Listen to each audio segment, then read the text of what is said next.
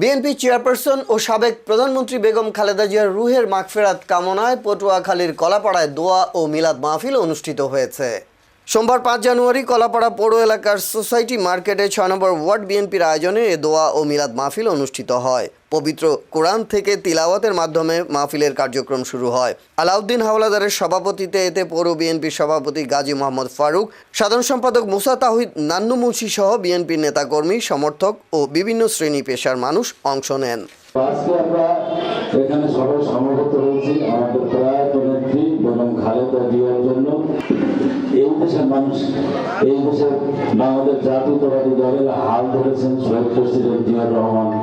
তার মৃত্যুর পরে একজন গৃহিণী থেকে তিনি এই দলের হাল ধরেছেন। আজকে তিনি জাতীয় নেত্রী হিসাবে স্বীকৃতি পেয়েছেন। সারা জাতি তাকে স্মরণ করে, সারা জাতি দল মত নির্বিশেষে তার প্রতি শ্রদ্ধা নিবেদন করে।